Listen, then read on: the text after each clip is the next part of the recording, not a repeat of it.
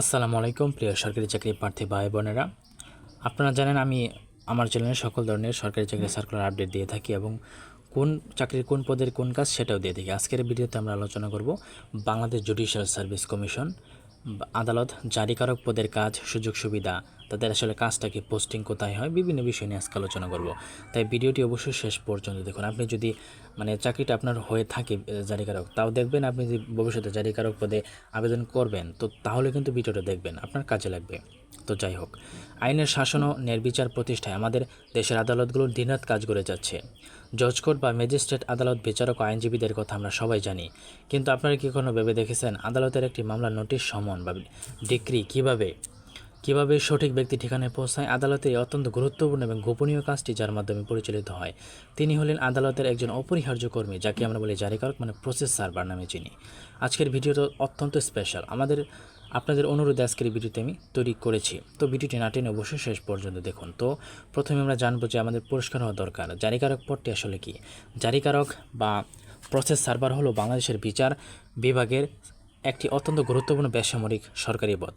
দেওয়ানি বা ফৌজদারি যে কোনো মামলার ক্ষেত্রে বাদী বা বিবাদীকে আদালতে হাজির হওয়ার জন্য নোটিশ দেওয়া হয়, সমন জারি করা, ওয়ারেন্ট বা আদালতের আদেশ সংশ্লিষ্ট ব্যক্তির উপর আইনগতভাবে জারি বা তামিল করার মূল দায়িত্ব এই জারিকারক পদের উপর ন্যস্ত থাকে। আইনের ভাষায় বলা হয় সার্ভিস অফ প্রসেস। আদালতের কোনো সমন বা নোটিশ যদি নির্দিষ্ট ব্যক্তির হাতে আইনসম্মতভাবে জারিকারক কর্তৃক পৌঁছাতে না হয় তবে বিচারিক কার্যক্রম সামনে এগোতে পারে না। তাই বিচার বিভাগের চাকার অন্যতম একটি গুরুত্বপূর্ণ স্প্রিং হলো এই জারিকারক পদ। এখন আমরা জানবো জারিকারক পদের মূল কাজ। এখন প্রশ্ন হলো, একজন জারিকারক পদে মাঠে ময়দানে অফিসে ঠিক কী ধরনের কাজ করতে হয়? তো চলুন পয়েন্ট আকারে আমরা জানবো।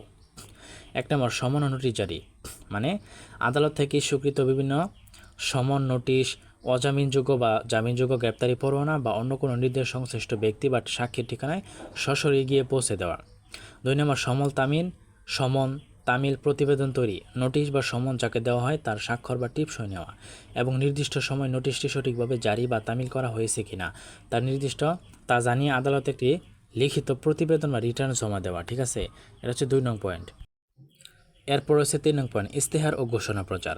আদালতের কোনো বিশেষ নির্দেশ, নিলাম, বিজ্ঞপ্তি বা হুলিয়ার সংশ্লিষ্ট এলাকায় প্রকাশ্যে ঝুলিয়ে দেওয়া বা মাইকিং বা ঢোল পিটিয়ে প্রচার করার ব্যবস্থা করা। 4 নম্বর, রেকর্ড ও রেজিস্টার রক্ষণাবেক্ষণ।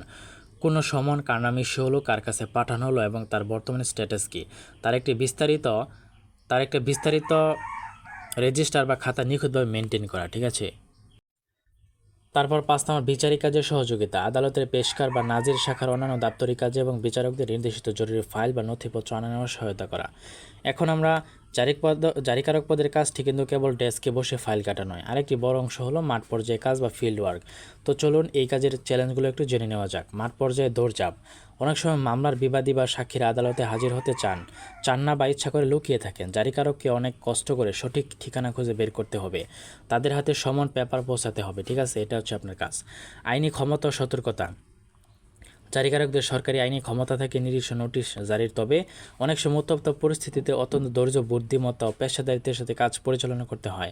অফিস বিল্ডিং, ফিল্ড ওয়ার্কের পাশাপাশি আদালতের নাজিরখানায় বা রেকর্ড রুমে প্রয়োজনীয় দাপ্তরিক কাজও সম্পন্ন করতে হয়। এখন আমরা জানবো বেতন স্কেলের সুযোগ সুবিধা নিয়ে।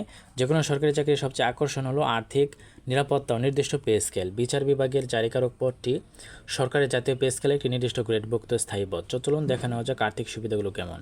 বেতন গ্রেড সাধারণত জেলা জজ আদালতের জারিকারক পদটি সরকারের দ্বিতীয় পে স্কেল 19তম বা 16তম গ্রেড হয়ে থাকে আর কি। ভাতা ও সুবিধাদি, মূল বেতনের সঙ্গে প্রতি মাসে বাড়ি ভাড়া ভাতা, চিকিৎসা ভাতা, যাতায়াত ভাতা এবং মহার্ঘ ভাতা প্রদান করা হয়। এছাড়া ফিল্ড ওয়ার্কের জন্য ক্ষেত্র বিশেষে নির্দিষ্ট যাতায়াত বা পরিভ্রমণ ভাড়া দেওয়া হয়, যাকে বলা হয় পরিবহন ভাতা। উৎসব বোনাস, বছরে 2টি প্রধান উৎসব, ঈদ, অন্যান্য ধর্মীয় উৎসবে সরকারি নিয়ম অনুযায়ী আকর্ষণ উৎসব বেতন পাওয়া যায়। পেনশন ও গ্র্যাচুইটি, সরকারি চাকরি শেষে বা নির্দিষ্ট বয়স পর্যন্ত চাকরি করার পর সরকারি বিধি মোতাবেক এককালীন গ্র্যাচুইটি এবং প্রতি মাসে নিয়মিত আজীবন পেনশন সুবিধা পাওয়ার সুযোগ রয়েছে।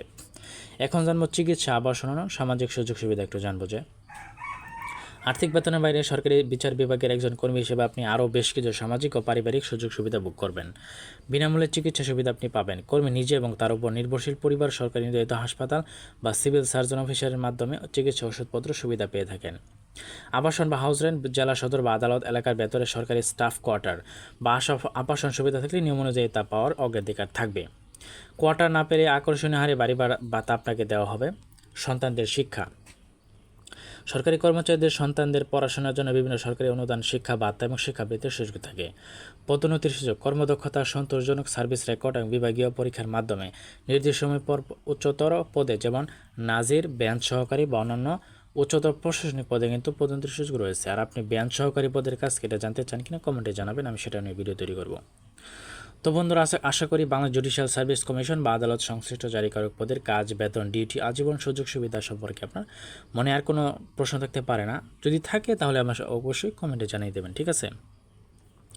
সরকারি চাকরি স্থায়ী নিরাপত্তা ও বিচার বিভাগ ক্যারিয়ার গড়ার জন্য এটি একটি চমৎকার সুযোগ হতে পারে। তো বন্ধুরা, আজকের এই ভিডিওটির মাধ্যমে আমি আশা করি আপনি অনেক কিছু জানতে পেরেছেন, শিখতে পেরেছেন। তো কোনো কিছু যদি জানতে পারেন, শিখতে পারেন, তাহলে অবশ্যই আমাকে কমেন্টে জানাবেন। আর ভিডিওতে কোনো ভুল হলে, ভুল ত্রুটি হলে ক্ষমার দৃষ্টিতে দেখবেন এবং সংশোধন করে দেবেন, ঠিক আছে। কোনো কিছু জানালে কমেন্টে জানাবেন। আর আপনাদের একটা লাইক, সাবস্ক্রাইব, কমেন্ট আমাকে কিন্তু আরও উৎসাহ তৈরি করে ভিডিও তৈরি করার জন্য। তাই অবশ্যই সাবস্ক্রাইব, লাইক, কমেন্ট করে সঙ্গে থাকবেন, ঠিক আছে। তো ধন্যবাদ সকলকে।